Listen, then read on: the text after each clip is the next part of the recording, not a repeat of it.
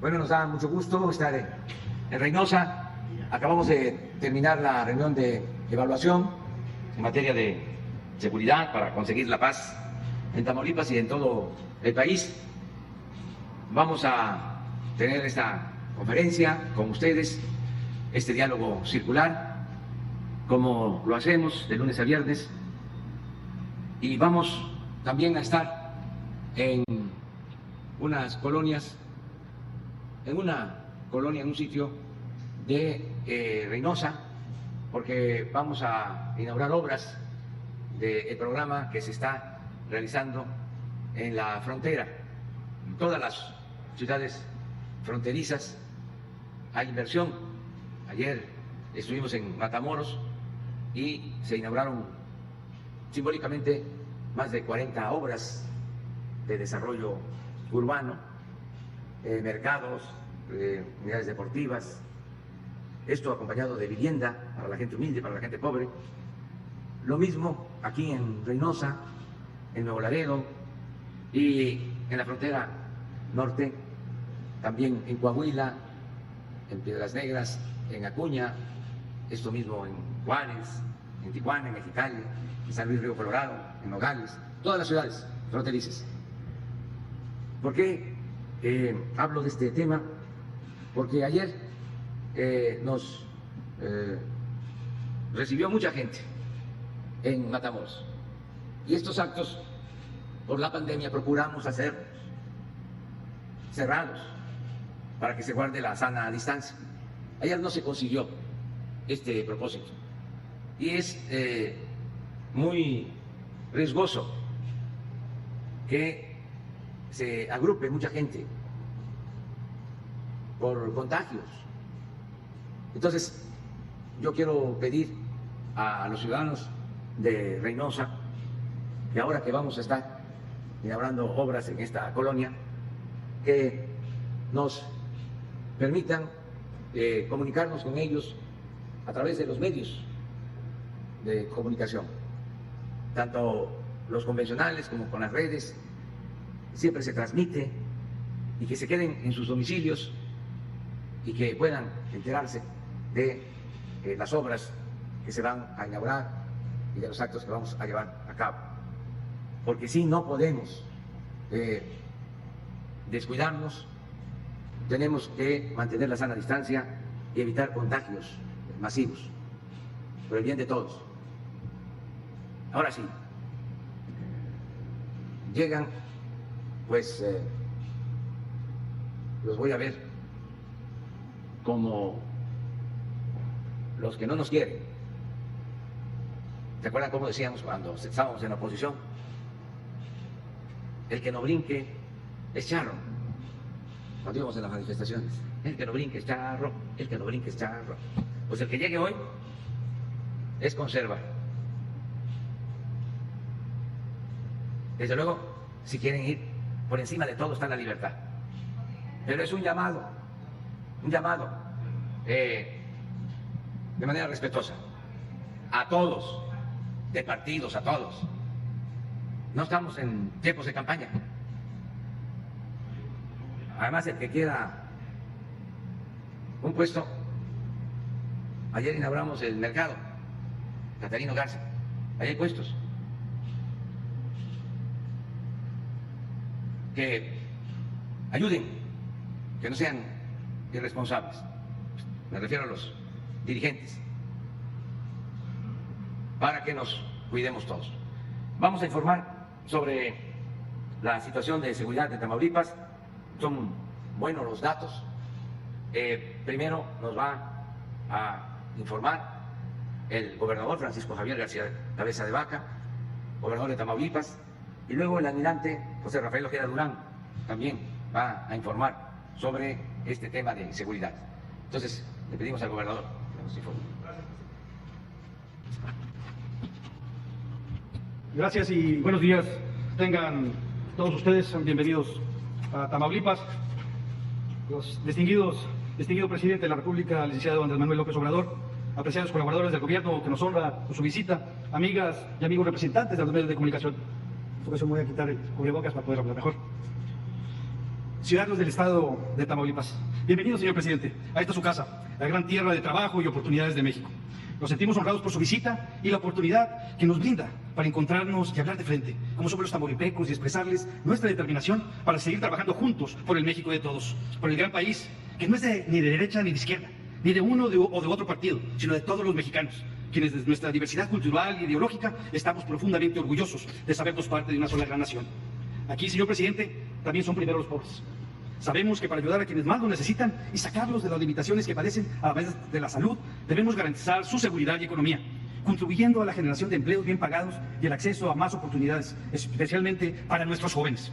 Usted es un hombre que, como pocos, conoce el país y sabe no solamente de lugares e historia, sino también del carácter de las personas que integran la rica diversidad cultural de nuestra nación.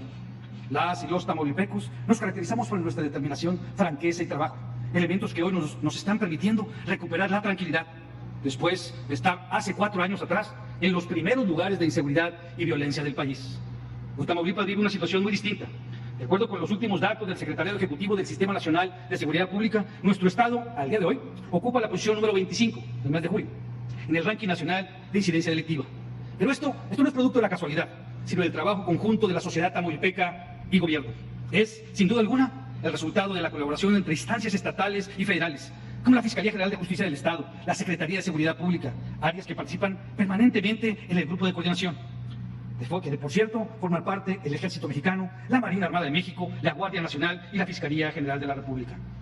La coordinación intergubernamental, que se traduce en suma de esfuerzos y la optimización de recursos, ha hecho posible que Tamaulipas avance en el tema que más ocupa y preocupa a los mexicanos, que es la seguridad. No lo decimos nosotros.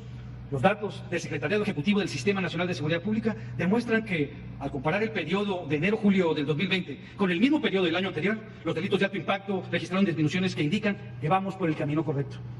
Hago un reconocimiento al pueblo de Tamaulipas por su compromiso y contribución a la construcción de la paz y prosperidad que tanto anhelamos. Los logros en materia de seguridad son los de miles de mujeres y hombres quienes dan su mejor esfuerzo para hacer de nuestro estado un mejor lugar para vivir. A ustedes, ciudadanos de Tamaulipas, muchas gracias. Mi reconocimiento y gratitud eterna. En Tamaulipas la lucha contra la delincuencia organizada no es en contra de un grupo criminal, sino contra todos. Las detenciones de delincuentes de todos los cárteles que operan en la entidad son prueba contundente de ello. Ningún grupo criminal posee patente para delinquir en Tamaulipas. Para los delincuentes, toda la fuerza del Estado. Por nuestra ubicación geográfica, en la lucha contra la delincuencia, además de tener un invaluable apoyo, que públicamente agradezco una vez más, del Ejército Mexicano y de la Marina Armada de México y de la Guardia Nacional, trabajamos también de la mano con las autoridades del otro lado de la frontera, en un ambiente de pleno respeto de nuestras soberanías, pero también de clara conciencia y compromiso regional. Los resultados alcanzados en materia de seguridad pública ponen claramente de manifiesto que en nuestra entidad prevalece la colaboración, coordinación y suma de esfuerzos de los gobiernos estatales y federal. En esta tierra de oportunidades y crecimiento, somos muchos más, la gente buena y bien nacida que está empeñada en heredar a las siguientes generaciones el mejor lugar para que vivan sus hijos. Por ello, refrendamos nuestro compromiso para garantizar la seguridad de las personas y su patrimonio, lo cual nos permitirá generar las condiciones necesarias para promover la inversión nacional y extranjera, así como el desarrollo económico productivo de nuestro Estado. Sin duda alguna, al mejorar las condiciones de seguridad de nuestro Estado, surgen nuevas oportunidades de desarrollo que se suman a los instrumentos como el TEMEC, recién aprobado. Además de fomentar las actividades productivas tradicionales, este tratado internacional representa una excelente posibilidad para detonar en Tamaulipas nuevas vocaciones económicas y aprovechar al máximo la ubicación estratégica de nuestro Estado para el intercambio comercial con Estados Unidos y Canadá. Vivimos el momento más crítico de la historia moderna del país por las consecuencias sanitarias, económicas y sociales que dejará la pandemia del COVID-19. Sin embargo, esas crisis también abrirán oportunidades para desarrollo y generación de empleos, especialmente en estados como Tamaulipas.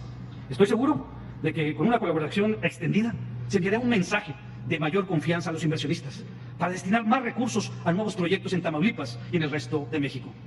En nuestro estado, desde el inicio de mi gestión, la inversión extranjera superó los 5.500 millones de dólares y al cierre del último trimestre del año pasado, previo a la pandemia, Tamaulipas ocupó el tercer lugar nacional en inversión extranjera. Como sucedió en todo México, la pandemia afectó severamente nuestra economía.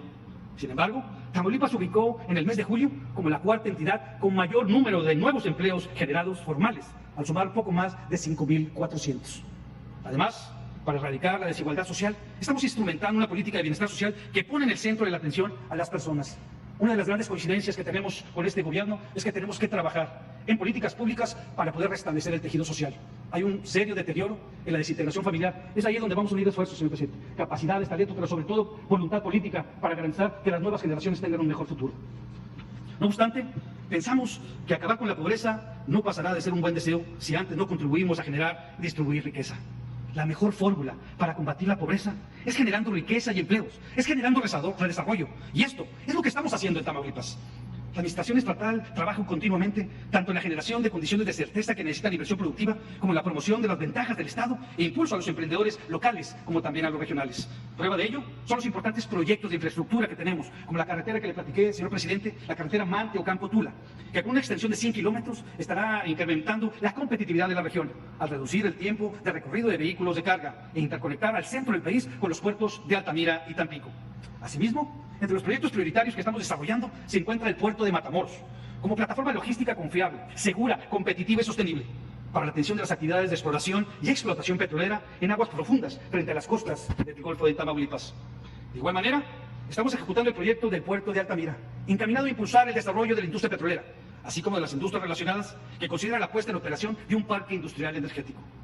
En materia de infraestructura para la seguridad, estamos implementando el modelo Estación Segura, que considera módulos de policía ubicados en puntos estratégicos del sistema estatal carretero, convirtiendo a Tamaulipas en uno de los estados con mayor vigilancia de las carreteras en el país. Señor presidente, somos el estado energético por excelencia. Ocupamos el segundo lugar nacional por nuestra participación en la generación de energía eléctrica. El 12% del total de la energía que se genera en todo el país se produce aquí, en nuestra tierra, en Tamaulipas, donde estamos comprometidos con las fuentes verdes, las que seguiremos impulsando, pasando en la mañana de nuestros hijos, asegurar el mañana de nuestros hijos. Así lo confirma el segundo sitio nacional que tenemos por la generación de energía eólica, productiva por 9 parques eólicos que tenemos hoy en día funcionando en el estado.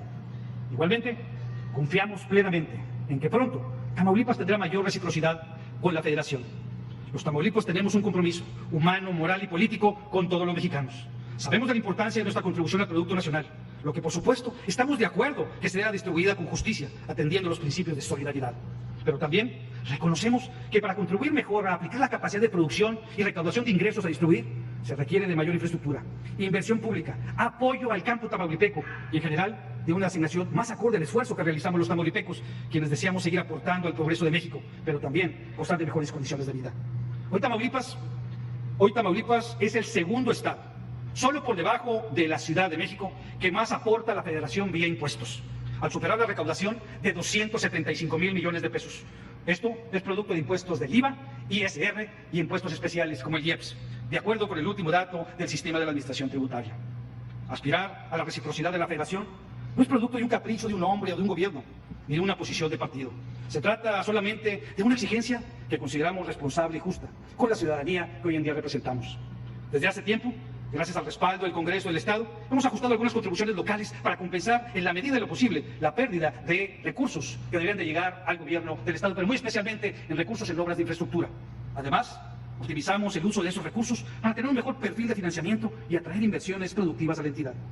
No obstante, resulta urgente modificar la ley de coordinación fiscal para que los estados altamente productivos sigan creciendo y aportando recursos a las entidades con mayor pobreza, de las que somos hermanos y compatriotas solidarios. Y si se trata de cambiar la fórmula, que se considere que aquellos estados que más aportan recursos a la Federación tienen que recibir más, como es el caso de Tamaulipas.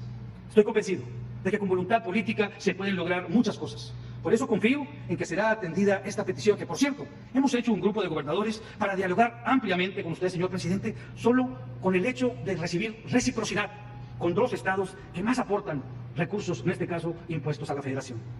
De ninguna manera nuestra unión debe verse como una amenaza, sino como una propuesta para encontrar, justo con la Federación, soluciones a los problemas que enfrentamos. México requiere la unidad, capacidad y voluntad de todos los actores políticos, especialmente en estos momentos en los que estamos enfrentando crisis, diferentes crisis como la pandemia, como también el serio problema de desaceleración económica. El diálogo abierto, claro y franco nos permitirá ver que unidos debemos mejorar. Y una de las situaciones extraordinarias es precisamente el tema de la pandemia. Y para enfrentar esta crisis de salud, Tamaulipas destinó cerca de 900 millones de pesos para hacer frente al COVID-19. Con recursos propios construimos y equipamos 8 hospitales para pacientes de coronavirus. Compramos ventiladores para atender a los pacientes y equipos médicos para proteger a los trabajadores de la salud, así como diversos insumos indispensables ante la agresividad de la pandemia. Y también se destinaron recursos para la compra de pruebas de PCRs, que vienen siendo las pruebas moleculares, que por cierto es el gobierno del Estado quien la está llevando a cabo aquí en Tamaulipas.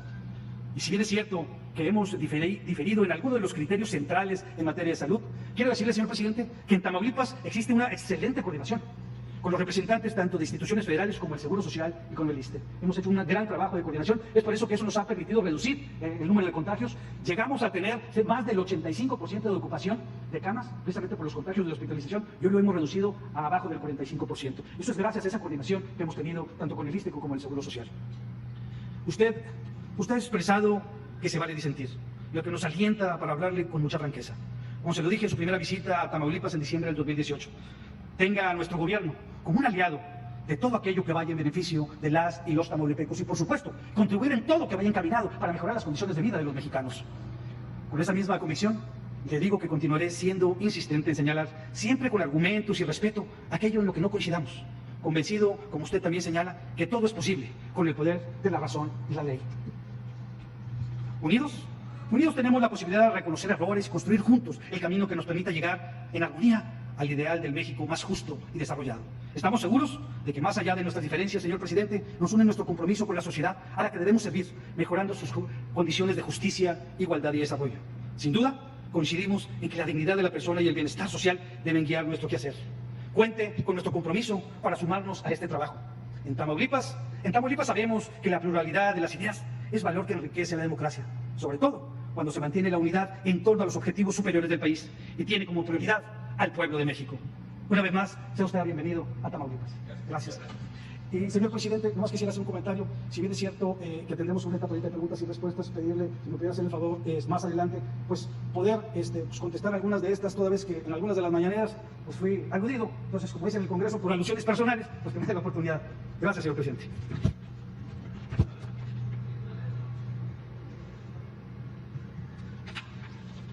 Con permiso, señor presidente, señor gobernador, compañeros de gabinete, representantes de aquí del gobierno del estado, medios de comunicación.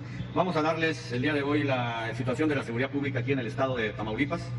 Tamaulipas cuenta con 43 municipios, un aproximado de 3.442.000 habitantes. Por extensión territorial ocupa el 7º lugar. En lo que se refiere a delitos de mayor incidencia, aquí en el estado los podemos ver aquí. Lo que podemos ver y recalcar aquí es que todos están yendo a la baja. En el total de delitos, pues de luego ocupa el lugar número 21. Vamos a verlos uno por uno. Lo que se refiere a robo de vehículos, ocupa el lugar número 22. A la fecha, en el mes de julio, 153 casos y con tendencia a la baja. En lo que se refiere a homicidio doloso, ocupa el 15º lugar, también con tendencia a la baja, 55 casos en lo que va del mes de julio. Robo a transeúntes, el lugar número 26, también con tendencia a la baja. Robo a negocio, el número 20, con tendencia a la baja, lleva 92 casos en lo que va del mes de julio. Feminicidios, el número 26, con tendencia a la baja, como lo pueden ver aquí, nada más llevan, son 3. En lo que se refiere a extorsiones, el número 19, también con tendencia a la baja. La violación, el número 12, con tendencia a la baja, 32 casos en el mes de julio. Secuestro, el número 14, con tendencia a la baja, 5 casos en el mes de julio. Narcomenudeo, el número 31, con tendencia a la baja, 20 casos en lo que va del mes de julio. Y en todos los delitos de impacto ocupa el lugar número 21, llevan 1.137 casos en el mes de julio, 8.536 en lo que va del año. En homicidio doloso por entidad federativa ocupa la clasificación número 17, desde luego abajo de la media nacional. En lo que se refiere a homicidio doloso por cada 100.000 habitantes ocupa el lugar número 15, también abajo de la media. Y los municipios de mayor incidencia, lo podemos ver desde luego Reynosa, Matamoros, Ciudad Victoria, Nuevo Laredo, Ciudad Madero, etcétera. Aquí podemos ver el número, los homicidios o los incidencia delictiva y los números de casos que se dan en cada lugar. La que sigue, por favor. En lo que se refiere a seguridad pública en el estado, podemos ver que cuentan a partir del el 2013, a partir de abril, no hay policías estatales, policías municipales, se concentraron todas en policías estatales. Tiene 4.744 elementos, de los cuales la media, el promedio de la ONU requiere esa cantidad, sí tiene un cierto déficit ahí en lo que va en este caso, ¿no? La que sigue. Las fuerzas de seguridad aquí en el estado, la Secretaría de la Defensa Nacional tiene 5.277 casos, con 2.267 efectivos desplegados. La Secretaría de Marina, 841, 231 desplegados. La Guardia Nacional, 3.642, con 2.914. Las fuerzas estatales, 2.332 en general, estos son los desplegados. Aquí se encuentran con 8 coordinaciones estatales, las que podemos ver aquí. Los cuarteles concluidos en el 19 son los de verde. Los que están proyectados tanto en el 2021 como en el 20 y 21 son los que están de gris. Y el Banco de Bienestar, a la fecha se han concluido 7 y están por ejecutarse 4. En lo que sigue, en lo que se refiere a esta operación Nuevo Laredo, que se desplegó a partir de enero y es precisamente en este municipio, es de las fuerzas federales que se encuentran aquí, la Secretaría de la Defensa Nacional, la Guardia Nacional, las fuerzas estatales y los agrupamientos. Lo que se encuentra aquí es una operación que se empezó a partir de enero. La que sigue, por favor. Aseguramientos. Los aseguramientos que se han llevado a cabo a partir del 18, 19 y 20, es aquí lo que podemos ver, los numerarios, la cantidad de kilogramos decomisadas, etcétera. Aquí lo que llama la atención es la cantidad de armamento que se encuentran aquí decomisados, que estamos hablando de 8.410 armas, tanto largas como cortas. La que sigue, por favor. El sistema penitenciario. Aquí en este estado se cuentan con 6 estatales, los que podemos ver aquí de azul, y este de Matamoros, que está proyectado para su terminación en el 2021. Aquí cabe resaltar de que no hay sobrepoblación dentro de los dentro de diferentes centros de readaptación social aquí. La que sigue, por favor. En lo que se refiere al robo de hidrocarburos, a la fecha se han decomisado 1.396.000 litros de combustible, se han agarrado 67 personas, vehículos 136, y en lo que es las fuerzas federales se encuentran desplegadas en los poliductos Madero Cadereyta, La Retana Reynosa y Matamoros Cadereyta. La que sigue, los recursos federales de seguridad. Aquí lo podemos ver, los numerarios, tanto la aportación federal como la participación, y todo esto se ha empleado en cuestiones de seguridad aquí en el Estado. La que sigue. Los programas sociales que se dan aquí en el Estado, se han dado 6.650 millones de pesos y se han beneficiado a 517.242 personas en diferentes programas sociales, como son bienestar para personas de emergencia de sociedad natural, beneficiarios para el bienestar Benito Juárez, productores de café, caña de azúcar, etcétera, apoyo a personas de adultos mayores, etcétera. La que sigue, por favor. En lo que se refiere al Plan Marina, Plan DN3 y Plan de la Guardia Nacional, en el Estado se han desplegado 8.436 elementos de las fuerzas federales. Se han atendido 9 eventos de lluvia, de inundaciones por fenómenos meteorológicos en el Jana, 1. La activación del Plan Marina y el Plan Defensa y el Plan de la Guardia Nacional, que está desde que se inició la pandemia, sigue y va a seguir hasta que se termine esta situación. Derrames químicos se han atendido 16, explosiones 1, incendios forestales 2, urbanos 5, accidentes vehiculares 5, ferroviarios 2 y aéreos 1, en total 43 con estas fuerzas federales. La que sigue, por favor. En lo que se refiere a búsqueda y rescate, aquí la Secretaría de Marina cuenta con 2 estaciones de búsqueda y rescate, una en el Mezquital y la otra en Tampico, Tamaulipas, con este número de personas y este número de embarcaciones. Y estas son las operaciones que se han atendido a la fecha, y con estos resultados, evacuaciones médicas 4 en el Mezquital en total. Esto es todo lo que podemos numerar. En lo que sigue, por favor. Y esto es el Plan Nacional de Migración y Desarrollo en la Frontera Norte. A la fecha ha habido un rescate humanitario de 3.224 migrantes en estos puntos de vigilancia que se encuentran aquí en esta diapositiva, lo que podemos ver aquí. La que sigue. Y aquí terminamos. Esto es lo que podemos decir del estado de Tamaulipas. Muchas gracias. Muy bien. También nos acompaña, le agradecemos mucho, la doctora Maggie Esther Ortiz Domínguez, que es la presidenta municipal de Reynosa, que está aquí con nosotros. Muy bien, empezamos. Uno y uno. Uno nacional y un periodista de Tamaulipas. Buenos días, presidente. Gaspar Vela de Antaba. Buenos días a todos. 2 preguntas para usted, presidente, y una para el gobernador de Tamaulipas. La primera, presidente, para usted. El ICONSA otorgó contratos por 4.000 millones de pesos a una empresa llamada, a un grupo llamado Vicente Suárez 73. Este grupo, pues, es especialista en construcción, pero pues ahora tiene tareas a partir de diciembre del año pasado, tiene tareas de procesamiento de leche, también de producción de productos agrícolas y ganaderos. ¿Qué pasa, presidente? ¿Usted instruiría o pediría a la Secretaría de la Función Pública a revisar este tipo de contratos? Sí, que se revise el contrato, que intervenga la Secretaría de la Función Pública para aclararlo. Y nos comprometemos a informar a ustedes y al pueblo. Muy bien, presidente. La segunda, con la denuncia que hay de Emilio Lozoya, presidente, con lo que se sabe ya de los actos de corrupción que hubo al interior de Petróleos Mexicanos en el sexenio pasado, si es verdad lo que está declarando o lo que está escribiendo ahí Emilio Lozoya, ¿se podría, desde su punto de vista, presidente, se podría configurar el delito precisamente de traición a la patria contra el expresidente Peña Nieto en este sentido? Pues eso lo tienen que resolver tanto en la Fiscalía como en el Poder Judicial. si se puede configurar ese delito. Desde luego, no es recomendable torcer la ley como se hacía antes, de que si había consigna se le buscaba la forma para enjuiciar al supuesto delincuente. Les puedo poner muchos ejemplos sobre eso. Uno de ellos es el caso de la aprehensión de la maestra Elvester Gordillo. Como la corrupción no era delito grave, pero sí era delito grave, la asociación delictuosa y el lavado de dinero, más que nada, pues se le pusieron lavado de dinero. También en el magisterio, a un maestro finado, Rubén Núñez, líder de la CENTE de Oaxaca, igual, lavado de dinero, cuando era una represalia, una consigna. Entonces, no hay que retorcer la ley para aplicarla a conveniencia. Los ministerios públicos, los jueces, tienen que actuar con mucha rectitud y yo confío que así va a ser. Le tengo mucha confianza, lo vuelvo a decir, a Alejandro Gertz Manero, y no se va a poder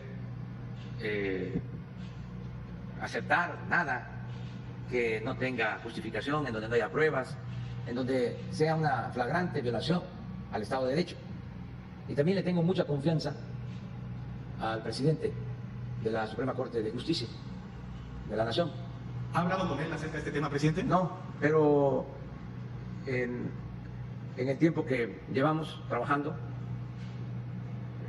cooperando, cada quien en la esfera de sus facultades, pues he podido constatar que en los dos casos, tanto el del fiscal general de la República como el del presidente de la Suprema Corte de Justicia, son gentes íntegras, honestas, rectos. Esto llevaba mucho tiempo que no se veía. A veces nos dicen, ¿dónde están los cambios? En todo. ¿Qué diferencia con los procuradores de antes? Desde luego no generalizo, a lo mejor habían excepciones, pero se me viene a la cabeza así, ahora, de bote pronto, de que el que fue procurador en un tiempo, Medina Mora, tuvo que salir del Poder Judicial por acusaciones de enriquecimiento ilícito. Desde luego, todavía no se sabe si es responsable, pero fue procurador. Y así otros. Ahora no. En el caso de los presidentes de la Suprema Corte de Justicia, me consta, porque lo padecí, que cuando estaba de presidente de la Corte, el señor Azuela, recibió consigna desde el Ejecutivo para fabricarme un delito y desaforarme cuando fui jefe de gobierno. Ahora el presidente de la Corte es un hombre recto, íntegro. Entonces, tengamos confianza. Sí hay un auténtico Estado de Derecho. Ya no hay en México un Estado de chueco. Y hay independencia de poderes. No se persigue a nadie, no hay represión a los opositores, no se fabrican delitos, no hay consigna en contra de nadie. Entonces, esperemos, en este caso del señor Lozoya, que se haga la investigación y, además, para que no sea un asunto de un puñado de servidores públicos o de un hombre, como era antes, el presidente, que podamos consultarle a la gente, que el pueblo opine. Esa es la democracia, y no hay que tenerle miedo al pueblo, que la gente participe. Y además, el pueblo de México, lo he dicho muchas veces, es un pueblo muy consciente, muy avispado, es el pueblo con menos analfabetismo político, o de los pueblos con menos analfabetismo político en el mundo. Entonces tenemos un pueblo sabio, Entonces vamos a consultarle con mucha responsabilidad, transmitiendo, eso sí, toda la información. Porque, ¿cómo consultamos si la gente no sabe qué sucedió? Antes no se sabían las cosas, se tapaban. Ahora no, ahora tenemos que consultar. No le vamos a hacer como le hacen, con todo respeto, algunos de nuestros opositores, que acarrean gente para oponerse a nosotros y le preguntan al que participa en una protesta: ¿y por qué estás aquí? No, porque quiero que se vaya López, el señor López. ¿Pero por qué? No, nomás porque quiero que se vaya. Pero, a ver, ¿qué ha hecho? ¿No se está llevando al comunismo? ¿Y qué cosa es el comunismo? Ahí se acabó. Ya no saben qué cosa es el comunismo. Ya el Papa ya dijo que ayudar a los pobres no es comunismo, es el centro del Evangelio. Estoy seguro que algunos de ellos son católicos, van a la iglesia los domingos. Por eso les recomiendo que estén más pendientes de lo que dice el Papa, que es el dirigente espiritual de la Iglesia Católica, como hay que estar también pendientes de lo que dicen pastores de las iglesias evangélicas y ser consecuentes, no olvidar los mandamientos. Pues eso es. No sé si tienes otra. Para el gobernador, buenos días, gobernador. ¿Qué responde desde esta tribuna a las denuncias que ha interpuesto ante la Fiscalía General de la República Alejandro Rojas Díaz Durán, gobernador? Gracias. Si no tienen inconveniente, pues voy a englobar de alguna manera algunos señalamientos a los que he sido sujeto y aludido en las mañaneras del señor presidente. Pero miren, estos ataques, insinuaciones sin fundamento, no son producto de la casualidad. Nuestros adversarios están preocupados porque saben que Tamaulipas va por el camino correcto. Están los indicadores. ¿Qué es lo que hoy en día le preocupa y ocupa más a los mexicanos? Bueno, independientemente, obviamente, del tema inmediato de la pandemia, pues el serio problema de la inseguridad. Pero Tamaulipas está dando resultados. Hoy en día es ejemplo nacional. Cuando asumí la responsabilidad como gobernador, Tamaulipas se disputaba en los primeros lugares en inseguridad y violencia a nivel nacional. Hoy en día ocupamos el lugar número 25. ¿Qué quiere decir con esto? Que de acuerdo al Secretariado Ejecutivo del Sistema Nacional de Seguridad Pública, si vemos cuáles son los estados que mejores resultados han dado, es precisamente Tamaulipas. Pues esto tiene a nuestros adversarios muy inquietos y preocupados. Pero no solo eso, Tamaulipas es el estado energético por excelencia. Es donde hoy en día ha habido inversiones de lo que va dentro de mi administración por más de 5.500 millones de dólares. Paralelo a ello, somos el estado fronterizo más importante del país. Y a pesar de la pandemia, hoy en día Tamaulipas simplemente en el mes de julio generó más de 5.450 nuevos empleos formales. Eso es lo que estamos generando hoy en día. Pero miren, si me permiten, señor presidente, usted mejor que nadie sabe que en la lucha por el poder, y entre más poderosos son los adversarios, más fuerte es la ofensiva. Usted, por ejemplo, vivió en carne propia que sus adversarios, cuando vieron que su liderazgo tomó forma nacional y sus posibilidades de crecer incrementaron, también incrementaron los ataques a su persona. Grabaron a sus colaboradores, lo difamaron en algunos medios de comunicación. Es más, usted lo acaba de señalar, el mismo presidente de la República en esos años intentó meterlo a la cárcel con ese famoso desafuero.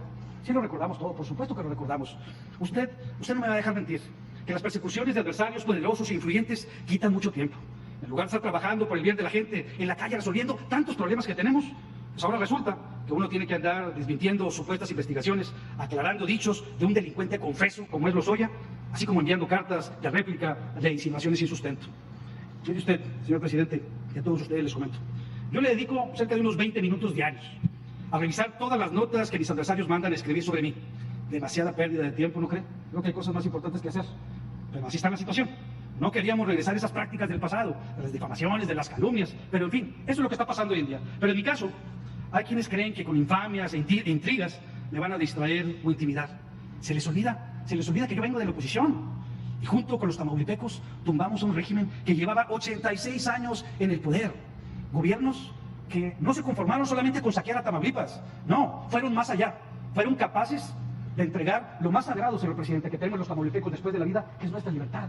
Pactaron con el crimen organizado, entregaron nuestra seguridad y nuestra libertad. Por eso los índices de violencia que tuvo Tamaulipas por más de una década. Por eso les digo que yo estoy acostumbrado a esto.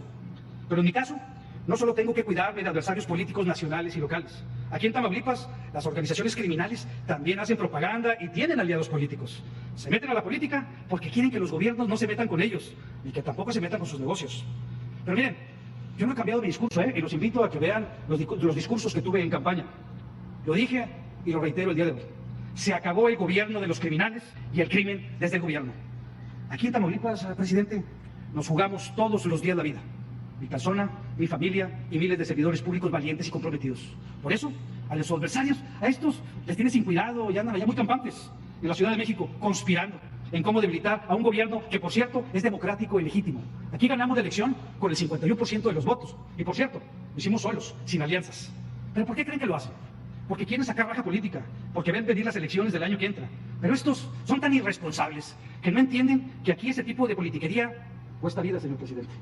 Aquí no se puede jugar a hacerle al político, porque ese tipo de ataques pone en riesgo a mucha gente. Y la política no puede ni debe ser así. Los gobiernos nos debemos dedicar a trabajar, que los partidos y que los candidatos debatan y compitan en buena lid. Nosotros, los gobernantes, nos debemos concentrar a coordinarnos mejor y dar resultados, porque eso es lo que hoy en día exigen y demandan las familias mexicanas. Pero como usted acertadamente ha dicho, señor presidente, la gente no merece mezquindades, sino responsabilidad de parte de quienes hemos sido electos. Y yo tengo muy claro, yo tengo muy claro que entre mejor le vaya a Tamaulipas en estos años, va a arreciar la prisa de los adversarios. Pero tengo la tranquilidad de saber de que quien se dedica a trabajar todos los días y a responderle a los ciudadanos, le va bien en la vida. Y como dicen aquí en mi tierra, a ver quién se casa primero. Si ellos en atacarme, difamarme, calumniarme y mentir todos los días, o por otro lado, nosotros, un servidor que se va a poner a trabajar para sacar adelante a Tamaulipas. Déjenme decirles algo. Aquí logramos algo que para muchos era imposible. Y algo, señor presidente, que usted mejor que nadie sabe que no se compra con ningún dinero del mundo, que es la confianza. La confianza en esta tierra, la confianza en nosotros mismos, la confianza en este gobierno. Por eso es que hoy en día tenemos esos resultados. Hoy hemos logrado resaltar la grandeza de Tamaulipas, pero sobre todo el orgullo de ser tamaulipecos. Adelante, de Tamaulipas.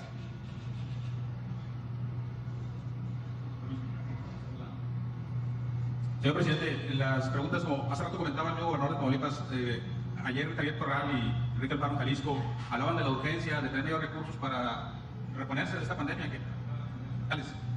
La pregunta sería si el reclamo de ellos de una reforma hacendaria para tener mayores recursos sería factible, porque pues ellos reclaman más recursos, el 80% de la federación quiere mayor participación en el fondo de participaciones. ¿Sería factible? La otra pregunta sería también sobre la refinería que ayer decía que no va a haber reubicación, pero por ahí se manejaban algunos datos pues ya obsoletos respecto a la norma oficial mexicana. Los que están vigentes dicen que sí, rebasa los límites de contaminación de Pemex. Entonces, ¿cuál sería la opción si usted haría que se actualicen los funcionarios de Pemex en la NOM para que ya no contaminen, o va a seguir así Pemex ahí en cadenita?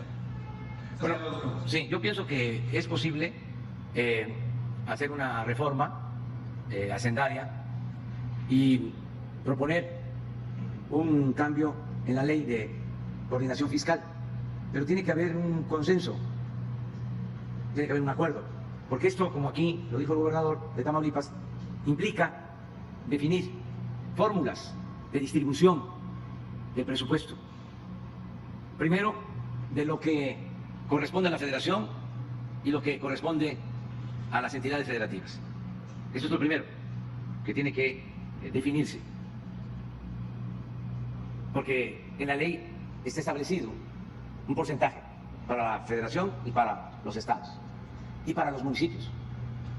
Lo segundo es que si no hay cambio en esa fórmula, tendría que modificarse la fórmula específica de cómo se hace la distribución de los recursos federales a las entidades, a los estados. Y se toman en cuenta 3 elementos.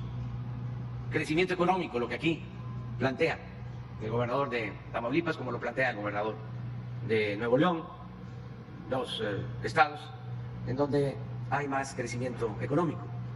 El otro factor que se considera es la pobreza, los estados con más pobreza. Y el tercer factor es el número de habitantes. Entonces esta fórmula se ha venido modificando desde que se definió en el gobierno del presidente López Portillo. Se ha modificado varias veces. La última vez que se modificó fue en el gobierno del presidente Calderón. Ya quedó definida como está. Si se logra un consenso para una nueva fórmula, pues no hay ningún problema. Entonces no es solo un asunto de resistencia del gobierno federal. Nosotros no nos oponemos, pero sí tiene que haber un acuerdo, porque esto va a significar que se les quite a algunos y se les dé a otros. Así de sencillo. Entonces está bien plantearlo, los gobernadores lo tienen que hacer, es legítimo. No todos, por cierto. A los que en la fórmula anterior les va bien, no dicen nada. Ustedes no escuchan a ciertos gobernadores, pues que les fue bien con la fórmula revisada durante el gobierno del presidente Calderón.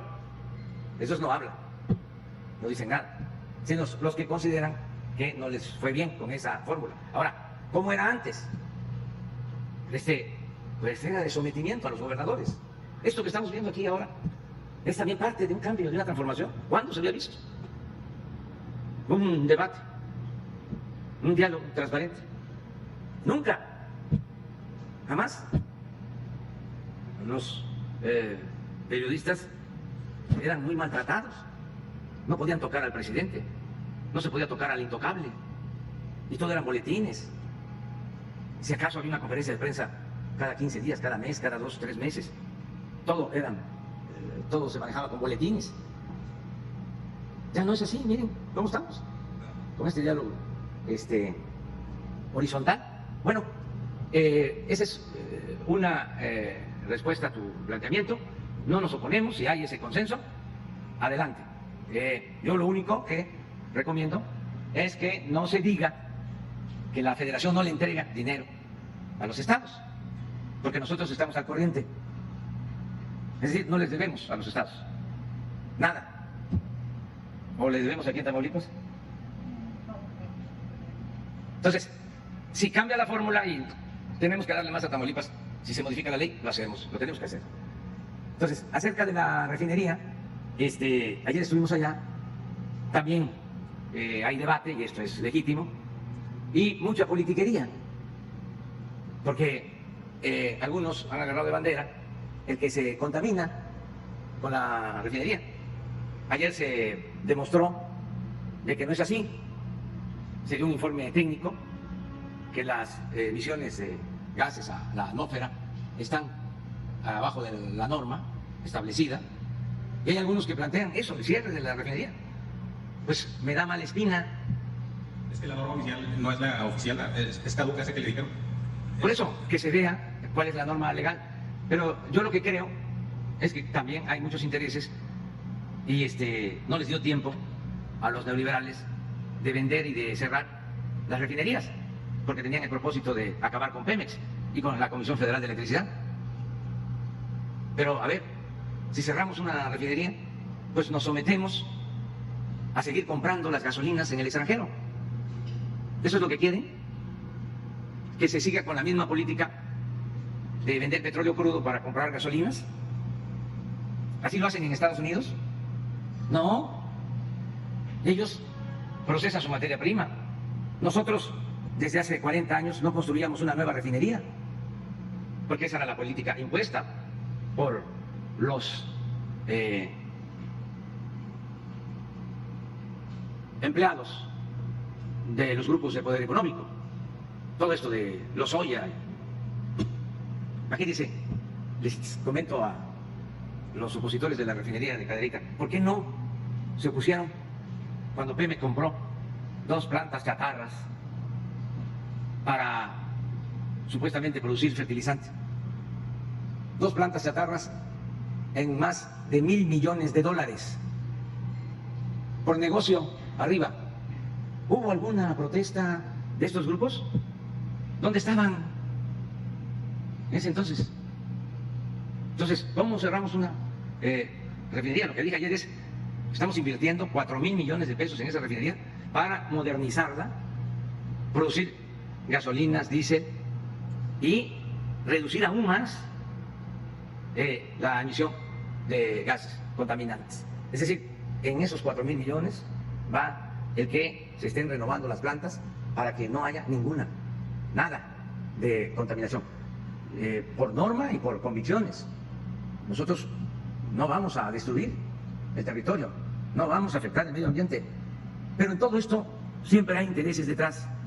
Hace poco me llegó una información que hasta la quiero compartir si la tienes, Jesús, porque aprovecho para informar a la gente, porque todo esto es pedagógico, es educativo. Me llega una información de todas las organizaciones supuestamente independientes, no gubernamentales, de la llamada sociedad civil, que reciben dinero, algunas hasta del extranjero, para oponerse a la construcción del Tren Maya. Miren, además, me gustaría que estas organizaciones señaladas y las empresas que dan el dinero aclaren si es cierto o no, porque se disfrazan por dinero de ambientalistas, se disfrazan también por dinero de defensores de derechos humanos y al final es un asunto de lucha de poder en lo económico y en lo político. Ojalá ya aparezca la información porque es interesante. Salió algo, creo que en un periódico, en el Heraldo, sí, pero vale más ponerlo aquí, sí. Entonces continuamos. Esa es mi respuesta. Nosotros vamos a seguir rescatando la industria petrolera. El propósito es dejar de importar gasolinas. Aquí aprovecho para decir que hemos cumplido con el compromiso de no aumentar el precio de los combustibles, de las gasolinas, del diésel, del gas, de la luz. Ya no es como antes, no hay gasolinazos. Y aquí en la frontera, también aprovecho para decirlo, la gasolina vale menos que lo que vale en el resto del país, porque se otorga un subsidio especial para fomentar el desarrollo fronterizo. La Federación otorga un subsidio, no solo en lo que tiene que ver con energéticos, también hay disminución en el pago del impuesto sobre la renta y el pago del IVA a las empresas, con el compromiso de que aquí se pague más al trabajador, en las maquiladoras, que se le pague lo justo a los trabajadores. El salario mínimo en la frontera es mayor al salario mínimo promedio a nivel nacional. Fue de las decisiones que tomamos y cumplimos con ese compromiso. Mientras tanto, vamos a lo nacional. Gracias, señor presidente. Arturo Páramo, Grupo Imagen Excelsior.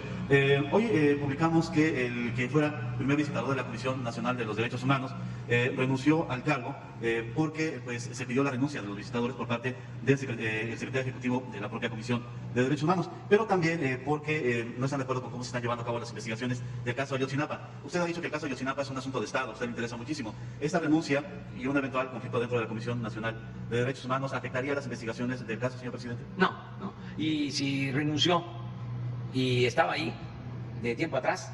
Hay que recordar, perdón, discúlpeme, que renunciaron hace tiempo todos los visitadores. Él no tenía tanto en el cargo, por eso también... ¿Cuánto tiempo? Entiendo que desde el año pasado.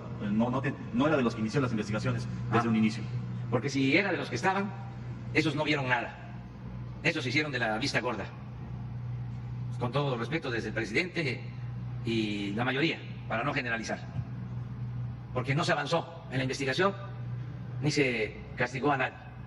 Nosotros vamos a cumplir con el compromiso que hicimos de saber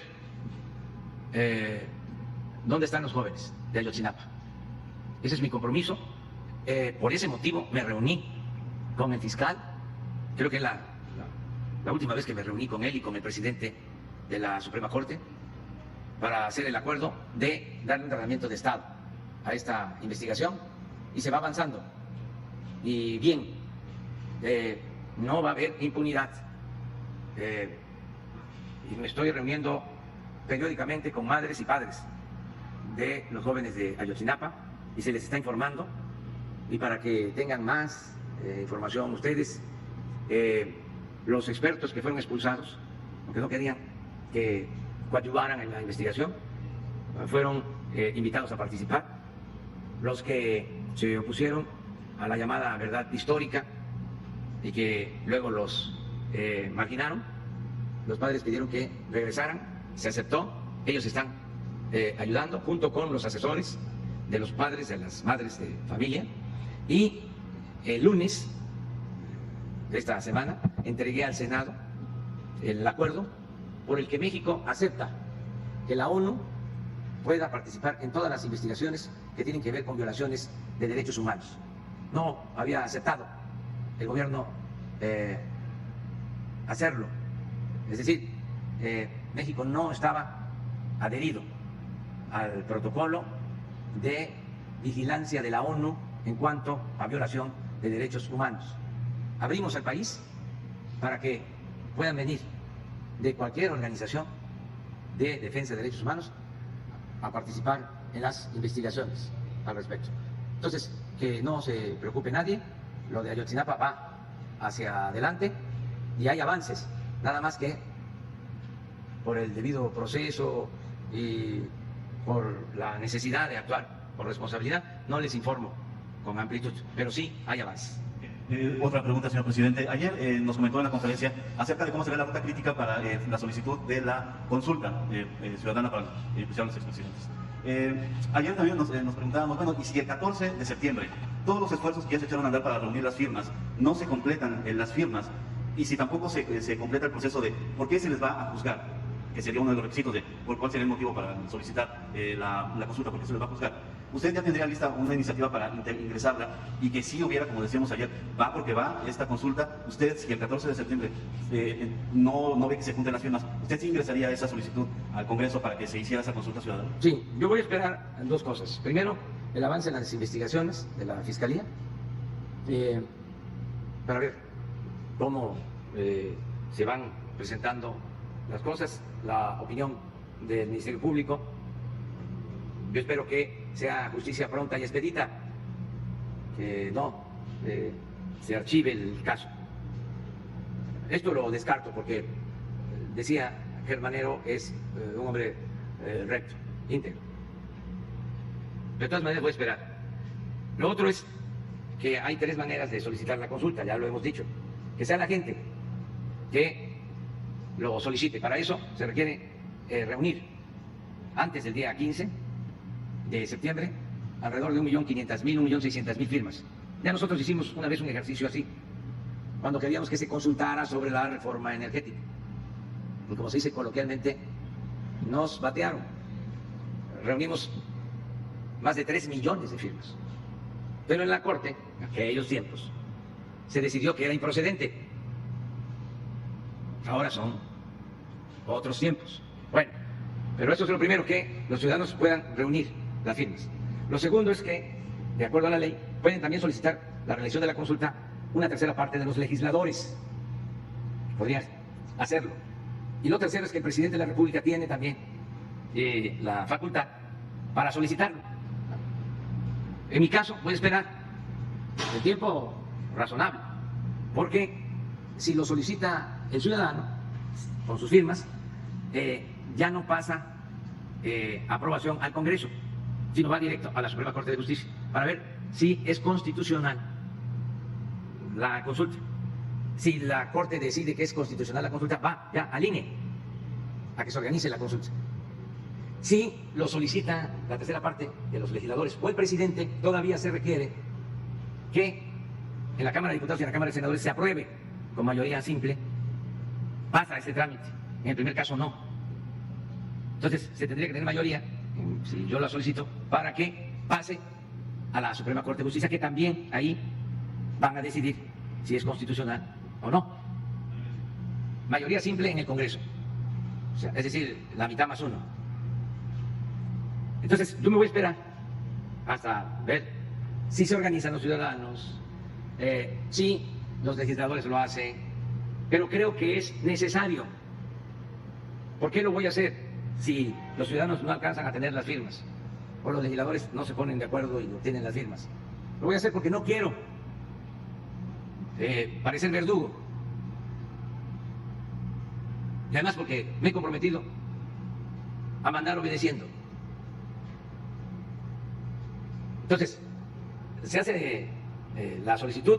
Si la Corte dice que es constitucional la consulta, va a el INE y se le pregunta al pueblo. ¿Qué se le va a preguntar? Si yo hago la solicitud, yo tengo que fundarla, como también la tienen que fundar los ciudadanos que la soliciten y los legisladores. O sea, ¿por qué? Y se tiene que presentar también un proyecto de pregunta. ¿Qué se le va a preguntar? ¿Qué quiero que se le pregunte al ciudadano? Esto en el caso de que sea el presidente el que solicite la consulta. Entonces, no nos adelantemos, vamos a esperar. Ya políticamente ustedes saben, lo he dicho desde que tomé posesión en mi discurso, de que yo soy partidario de ver hacia adelante, que en el caso de los expresidentes, independientemente si tienen o no tienen fuero, porque eso es otro asunto que tiene que debatirse, y ojalá y los abogados constitucionalistas, penalistas, empiecen también a debatir sobre esto, porque estamos en el terreno de lo inédito, es muy importante. Y como aquí se ha dicho, sin estridencias, sin golpes, sin ataques, de manera serena, responsable, vamos a aclarar todo. El que nada debe, nada teme. Y vamos a confiar en la Fiscalía, en el Poder Judicial y sobre todo vamos a pedirle su opinión al pueblo. Antes decían los políticos, la política es asunto de los políticos. El pueblo no contaba, todo era arriba, en la élite, en Juárez. Ahora no, ahora la gente decide. Esto es la democracia participativa. ¿Encontraron eso? A ver, pon, ¿ya terminaste? Nada más, usted sí visualiza el 1 de agosto del próximo año una consulta a nivel nacional sobre este tema. Yo creo que es necesario, sí lo veo, no lo descarto, pero hay que esperar. A ver si ¿por qué no lo explicas? Pero, sí. ¿no está más grande? No, pero se puede, digo, en pantalla se ve bien.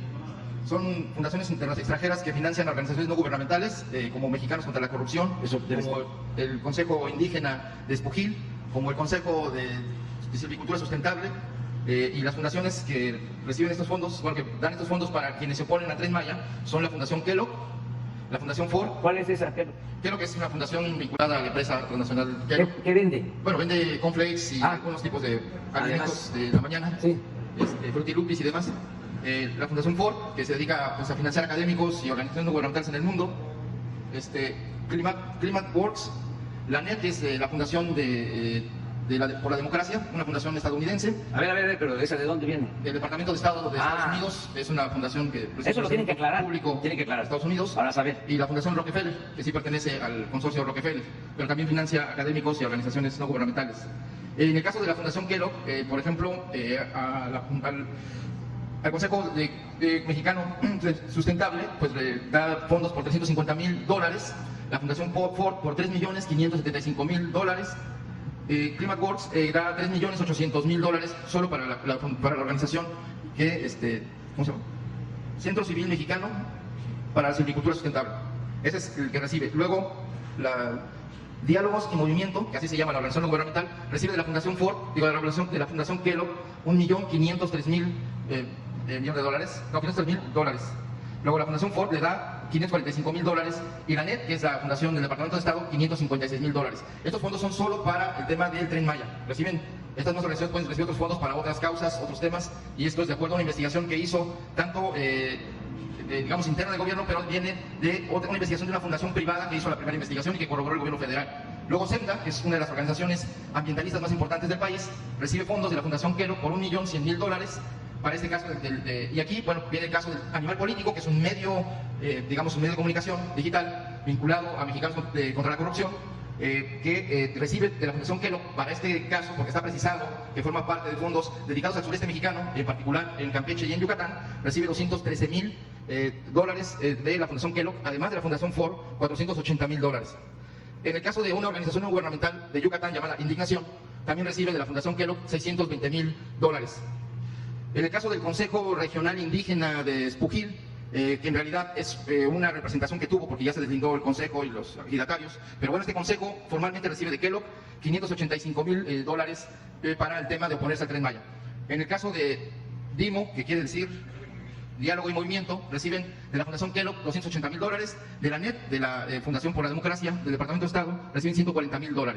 Y algo que es de destacar es que la organización gubernamental Mexicanos contra la Corrupción también recibe fondos para oponerse a Tren Maya, de estas fundaciones, en particular de la Fundación Ford, $220,000, y de la NET, de la Fundación del Departamento de Estado, $90,000, así como $25,000 de la Fundación Rockefeller. Esto es financiamiento extranjero para el tema del Tren Maya. Y luego México Evalúa, que se ha dedicado a hacer una revisión de las políticas públicas del gobierno mexicano, en particular respecto al Tren Maya, recibe de la NET, de la Fundación por la Democracia, $85,000. Esto está corroborado por investigación privada como por fuentes públicas. Bueno, pues ya está informado. Ojalá y aclaren los implicados. Pues hizo la investigación, a ver. Sí, de acuerdo a los digamos, estos son, sale y pues pública la información también en las páginas, tanto de la Fundación Kellogg como de las fundaciones aquí señaladas, existe esta información de que son investigaciones o financian temas del sureste mexicano, de Yucatán, de Campeche y en particular del Tren Maya. Entonces está enfocado a proyectos de investigación y de investigación periodística como de investigación académica respecto al Tren Maya, pero bueno, curiosamente, aquí lo importante es que todas estas organizaciones han sido quienes se han opuesto abiertamente, incluso presentando juicios jurídicos contra el Tren Maya. Esa es la amparos y demás. Entonces, está interesante la información, porque va a haber aclaración, desde luego que van a ejercer sus derechos de réplica, y esto es transparencia, transparentar todo, que es la regla de oro de la democracia.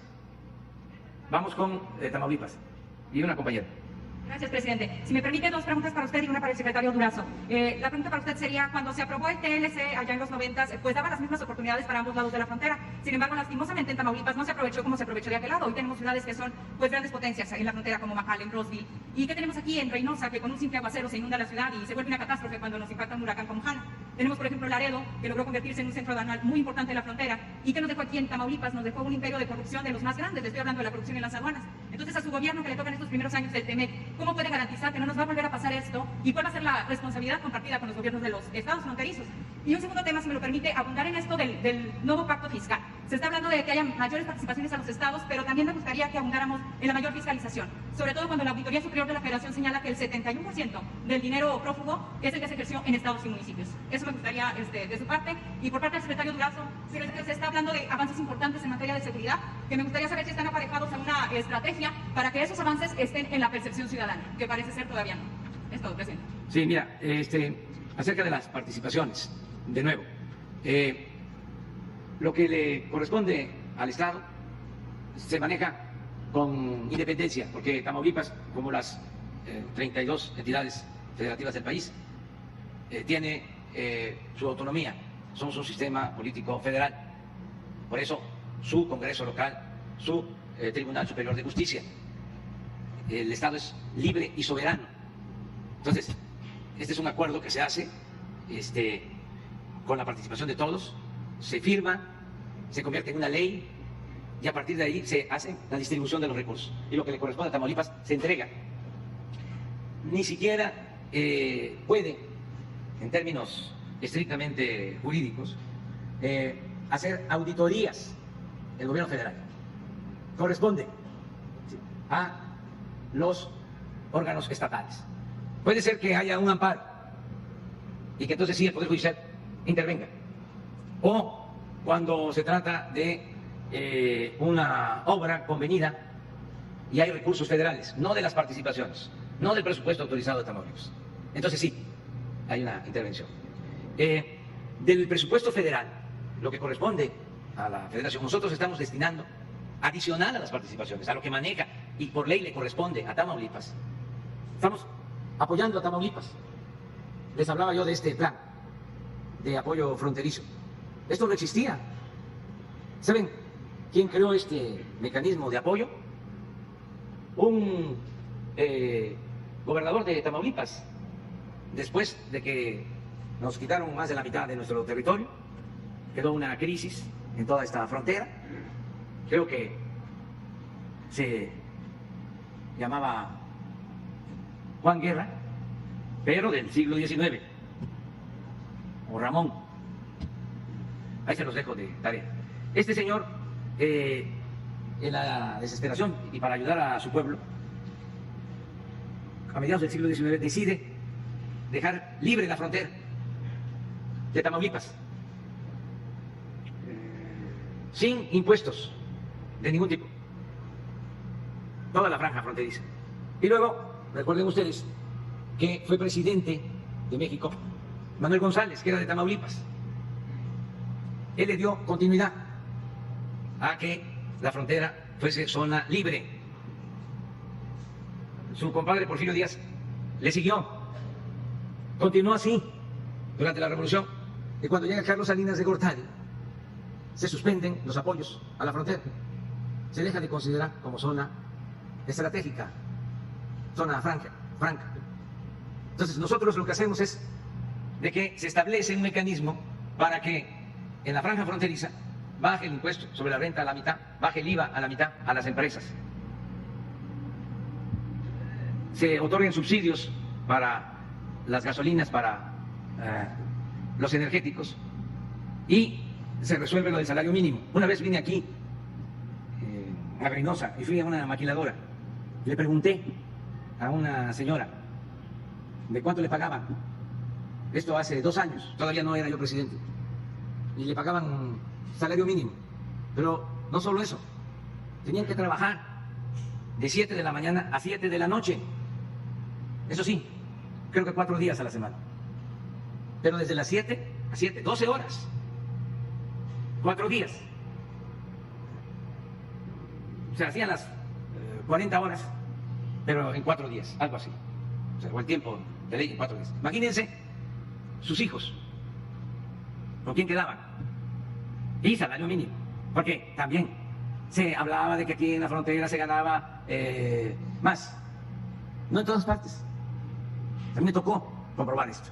Entonces, en la primera negociación salarial que tuvimos, decidimos aumentar el salario mínimo en 16% en el país el año pasado. Nunca se había hecho eso. Ese es otro cambio. En 30 años no se había aumentado el salario mínimo de esa manera, durante todo el periodo neoliberal. Es más, hubieron años en el periodo neoliberal que el aumento del salario mínimo se dio por abajo de la inflación. Por eso, una gran pérdida del poder adquisitivo del salario, del poder de compra del salario. Entonces, aumentamos el 16. Y aquí en la frontera decidimos aumentarlo al doble del salario mínimo. Este año ya el aumento nacional fue del 20, aquí fue otro tipo de aumento. De todas maneras, hubo un aumento en el salario. Hemos estado dando trato especial a Tamaulipas, a la zona fronteriza. Lo mismo ayer, lo que vamos a hacer hoy. Todas las ciudades fronterizas tienen autorizado un presupuesto. Ayer se inauguraron obras por 480 millones de pesos en Matamoros. Aquí también es del orden de 500 millones lo que estamos destinando. En Nuevo Laredo lo mismo, para las colonias, porque ha llegado mucha gente a vivir, a buscarse la vida aquí a Reynosa y a todas las ciudades fronterizas, y no hay servicios en las colonias, y hace falta atención en las colonias de las ciudades fronterizas. Estamos ayudando en eso. Pero no solo es eso. Aquí en Tamaulipas, y ofrezco disculpa porque me voy a tardar un poquito, porque a eso vengo a informar. Aquí en Tamaulipas hay 12.767 jóvenes, 12.767 jóvenes que están trabajando de aprendices y que se les paga un salario mínimo, el salario mínimo de la frontera, para que se capaciten estos jóvenes. 12.767. Ahora que estuvimos con el señor gobernador y con el equipo de seguridad, hablamos de que para enfrentar el problema de la inseguridad lo mejor es atender a los jóvenes, que no se desintegren las familias, que se atienda al pueblo. No se hacía nada de eso. A los jóvenes nada más se les llamaba ninis. O ahí están los halcones. ¿Y qué se hacía por los halcones? Nada. Nosotros tenemos que dar opciones alternativas a los jóvenes, para que no los enganchen, para que no se los lleven a las filas de la delincuencia. 6.476 jóvenes de Tamaulipas tienen beca para estudiar en el nivel superior, en el nivel universitario. 6.476, reciben 2.400 pesos mensuales. Aquí, todos los que estudian bachiller tienen también su beca. En escuelas públicas son 78.717 estudiantes. Los que estudian en el nivel básico, preescolar, primaria, secundaria, son 65.842 becados en Tamaulipas. Aquí estamos construyendo 3 universidades públicas aquí en Tamaulipas. Aquí 928 escuelas, 928 escuelas han recibido dinero desde la Federación a las sociedades de padres de familia para el mantenimiento de sus instalaciones escolares. Aquí 215,000 adultos mayores tienen pensión y con el COVID se les dio por anticipado, por adelantado, 2 pagos. Ahora se les dio hasta octubre, ya nada más queda noviembre y diciembre. 215,000 ancianos respetables. Aquí 18,596 niñas y niños con discapacidad tienen pensión. Aquí 3,034 niñas y niños tienen también su beca porque están en estancias infantiles. Aquí acabamos de entregar a pescadores apoyos directos. 13,856 pescadores de Tamaulipas recibieron apoyos en los últimos 2 meses. Aquí también se apoya a los productores del campo. Ayer me vieron los productores de sorgo. Es que empezamos con maíz, con frijol, arroz, trigo y leche, porque ya se establecieron precios de garantía para estos productos. Aquí, como se produce sorgo, están los productores pidiendo también que se les dé un precio preferente. Lo vamos a ver, pero ya hay ese propósito de ayudar al campo. Aquí también, y esto es muy importante, estamos construyendo sucursales del Banco del Bienestar para que la gente no tenga que trasladarse muy lejos y sacar sus apoyos. La característica de todos estos programas es que no hay intermediarios. No es que yo soy de la organización de estas, no soy de la organización campesina Lucio Blanco, no soy de la organización campesina Emiliano Zapata y dame a mí el dinero, yo lo voy a entregar. No, primo hermano, ya eso se acabó. Es directo.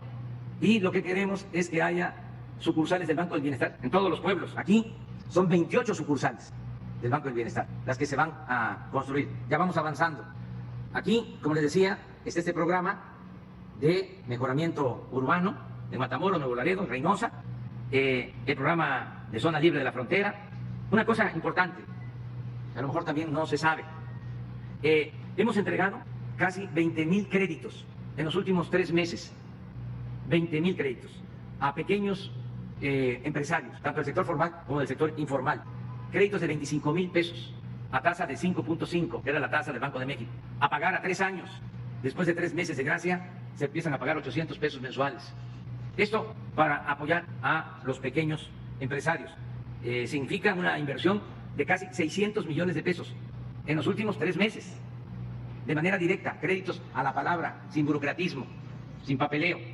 Aquí ya hay 5,000 campesinos que están en el programa Sembrando Vida, 5,000, que reciben un jornal de 5,000 pesos mensuales para sembrar, para cultivar sus propias parcelas. No es crédito, es para que puedan sembrar sus parcelas, sean pequeños propietarios o ejidatarios. En fin, sí, estamos apoyando y no hay distinción. Podemos, como aquí dijo el gobernador, tener diferencias. Esto es consustancial a la democracia. No podemos pensar todos de la misma manera. Sería muy aburrida la vida. No puede haber pensamiento único. Bueno, hasta en las familias tenemos nuestras diferencias. Todas las familias. Los hijos, nuestras esposas, nuestros hermanos. Y tenemos que aprender a actuar de manera libre y con tolerancia, con respeto al semejante, al ajeno, al prójimo. Entonces, eso es lo que estamos procurando. No sé si querías una pregunta. Sí, presidente, para el secretario Durazo, pero antes, presidente, si me lo permite, ¿cuál es su opinión en torno a que ayer cometieron en los promocionales de Donald Trump? Ayer por la noche apareció su imagen. Pues no tengo opinión sobre eso, porque no quiero meterme en esas cosas. Ellos tienen campaña. Ellos sí lo meten a usted. Ellos tienen campaña. Yo quiero ser muy respetuoso de las decisiones que tome el pueblo estadounidense. Lo que sí puedo decirles es que mantenemos una muy buena relación. Es una relación de amistad, de respeto. A mí me dio mucho gusto cuando estuve en la Casa Blanca escuchar al presidente Trump. Primero, hablar de que hay 36 millones de mexicanos en Estados Unidos. Me gustó que se reconociera ese dato.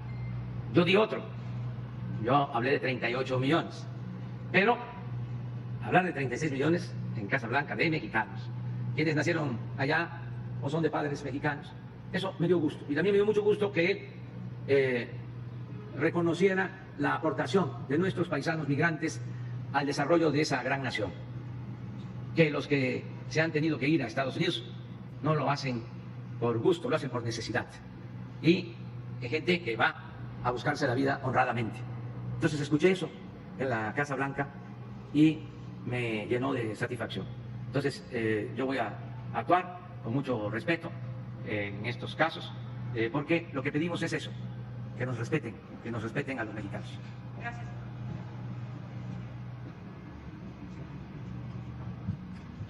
Buen día, con permiso, presidente.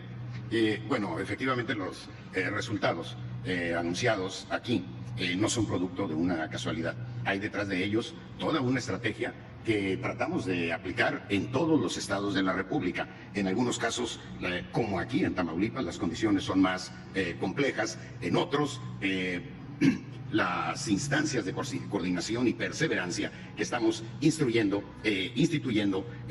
luego no resultan lo suficientemente eficaces. Pero aquí en el caso de Tamaulipas, primero hay una gran coordinación. Todos los días está la Mesa Estatal de Seguridad presidida eventualmente por el señor gobernador e invariablemente por el secretario de gobierno, y ahí están todas las instancias federales, y ahí se define, primero se analiza la problemática del día y luego se define la respuesta que se le va a dar, a quién le toca, en qué términos, y al siguiente día, hermanito, ¿cómo te fue? A rendir cuentas. Entonces, coordinación y perseverancia, todos los días, como lo hacemos a nivel nacional. Participan la Fiscalía Estatal y la Delegación de la Fiscalía General de la República, lo cual ayuda mucho a la judicialización de los casos. Ahí tenemos un problema. Tenemos que fortalecer las capacidades del Estado mexicano para judicializar, de tal manera que la gente responsable de algún delito, las personas, paguen su pena. Número 2, visión amplia. Atender las causas profundas que generan la inseguridad. No me voy a detener acá porque el presidente ya dio con detalle algunos de los programas sociales. Solo diré que la política de bienestar del pueblo es uno de los grandes ejes y aciertos de este gobierno. A manera de ejemplo, regreso a Jóvenes Construyendo el Futuro. Aquí en Tamaulipas son 25,000. Apoyo para el bienestar de las niñas y niños, hijos de madres trabajadoras, adultos mayores son 227,000. Son beca universal para estudiantes de educación media superior, 118,000. Por poner un ejemplo. Conclusión. Tenemos que atender las causas profundas que generan la inseguridad, particularmente la generación de oportunidades para los jóvenes. Estado de fuerza. Históricamente la Policía Federal venía, apagaba un fuego con unos cuantos elementos y se retiraba. ¿Saben cuántos elementos de la Guardia Nacional tenemos ahora? Ya se presentó, pero les voy a dar el dato. Permítanme un segundito, les voy a dar el dato. Aquí está. Bueno, ahí lo tienes, si me ayudas, Jesús. Miren ustedes, de Sedena tenemos 5,277 elementos, operativos 2,867, de Semar 841, de ellos 731 son operativos. ¿Qué quiere decir? Que están en la calle, están en tareas de seguridad. La Guardia Nacional, 3,642. Vean ustedes, 2,914 elementos operativos. Nunca en la historia el mayor operativo de la Policía Federal llegó a movilizar este número de elementos, mucho menos a dejarlos de manera permanente. Nada más recuerden que las imágenes de policías federales expulsados de los hoteles donde se hospedaban no solo eran indignas, eran comunes. Eso se acabó. Estamos construyendo cuarteles aquí en Tamaulipas para que ni un solo elemento de la Guardia Nacional pase por esa penosa situación. Pero tenemos de manera permanente 2,914. Imaginen el estado de fuerza que eso representa. Y fuerzas estatales, vean ustedes, son 2,332. Debo reconocer que aquí hay un gran esfuerzo por mejorar la situación socioeconómica de los policías. Son de los mejores pagados en el país. Son de los mejores pagados. Pero, bueno, son 2,140. Si debo corregir este dato, ahorita lo haremos. Esta es una parte, no solo para Tamaulipas, debo decir que 4,300. 2,300 estatales en total, incluyendo a los municipales. Sí. El otro tema, mejoramiento socioeconómico, incrementar el estado de fuerza.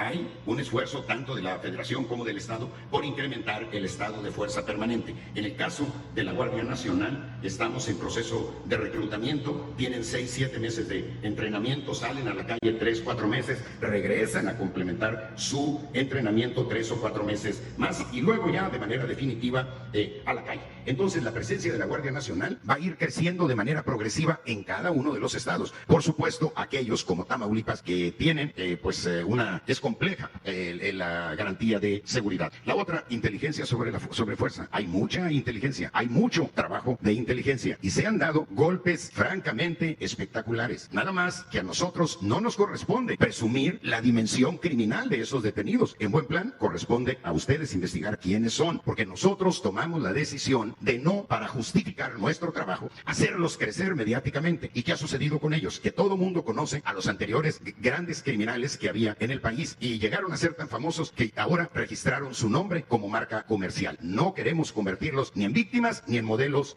sociales. La Guardia Nacional, el equipamiento que tiene, ahorita debe estar, ¿cuántas patrullas tenemos a nivel nacional? 10,000. ¿Con cuántas comenzamos? Como con 4,600, de ellos 1,200 rentados en altísimos precios que echamos obviamente para abajo. El combate a la corrupción. Los elementos de la Guardia Nacional no andan pidiendo su moche, su entre, su parte y mucho menos llevándola hacia arriba. Aquí, como ha dicho el presidente, no van a encontrar nunca ni un García Luna ni un García Lunita. Y capacitación y profesionalización. Aquí la voy a dejar, pero tenemos 10 líneas estratégicas que incorporan preferentemente estos elementos. Gracias. Gracias. Presidente, perdón la descortesía. Daisy Herrera del Mercurio. No me presenté. Sí, nos vemos mañana. Nos vamos a seguir encontrando. Ya grabaste todo. Tú eres un profesional. Ya, va a haber oportunidad. Nos vamos a seguir encontrando porque vamos a desayunar y luego nos vamos a la gira. Un abrazo.